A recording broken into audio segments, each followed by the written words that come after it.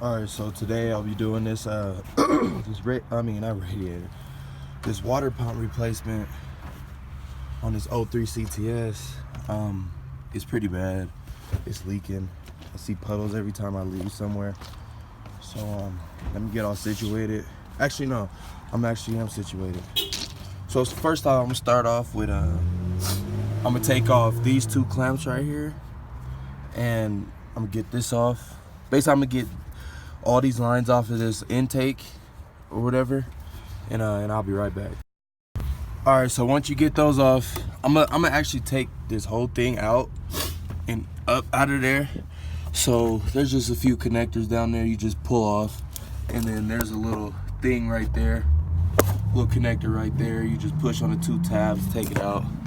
Real simple. So I'm gonna do all that, and I'll get right back with y'all. All right, so you should go see.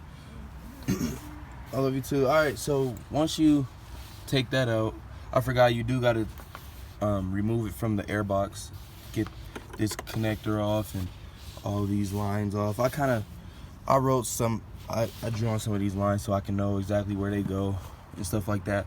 Sorry. So now I'm gonna take off this this serpentine belt.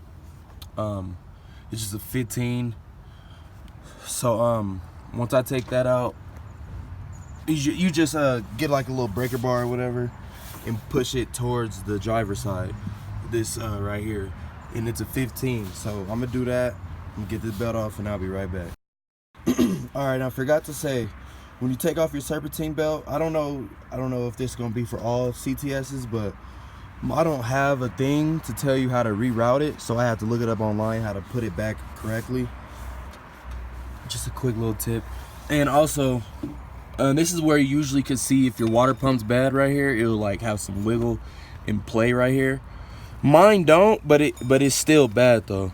Mine don't have no wiggle and play right here, but it's still bad. It's leaking, you could tell. So next thing what I'm gonna do is I'm gonna get these. You gotta loosen this intake off right here. So it's four E10s.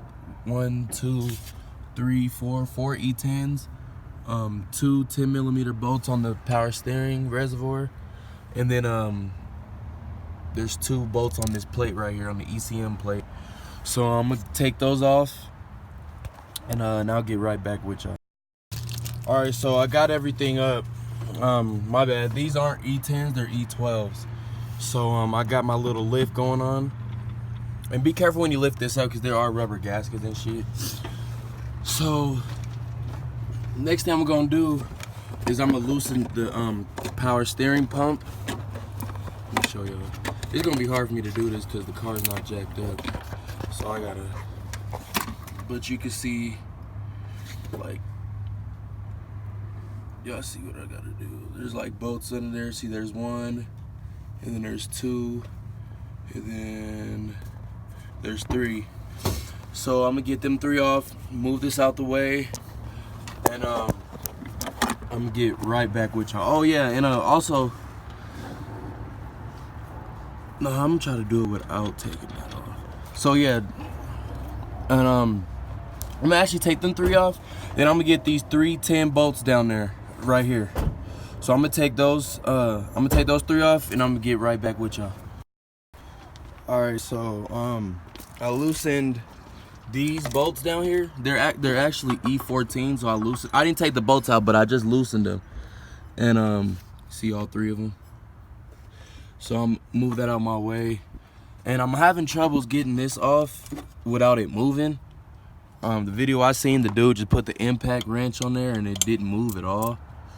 So I'm gonna try to see if I can go get one or something like that. But next I'm gonna take this pulley off. It's a 15, so I'm gonna take this off, and I'm gonna get right back with y'all. All right, so I noticed that when you take these bolts off, you gotta, if you're doing it by hand, you gotta leave the serpentine belt on there. I wish I can put this in the beginning of the video and change it, but I can't.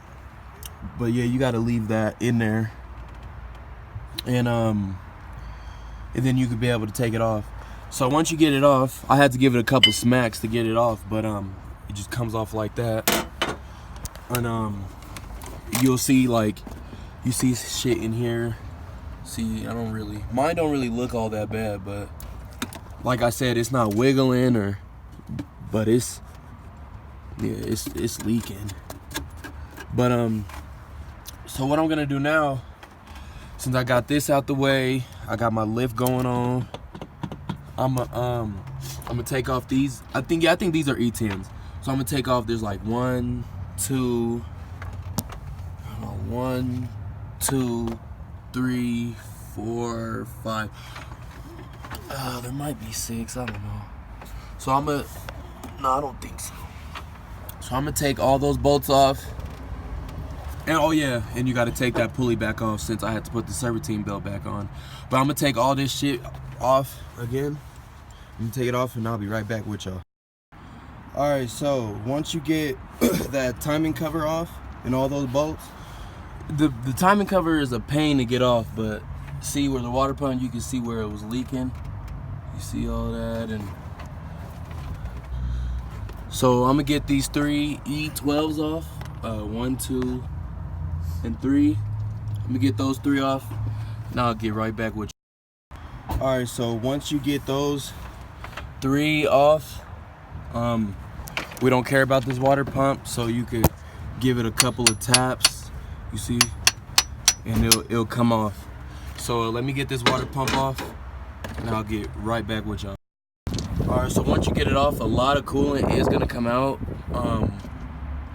And before you put the new one on, I'm gonna just clean it a little bit, hit it with a little sandpaper. This block is cast iron, so it's pretty cool. Just clean it up a little bit. So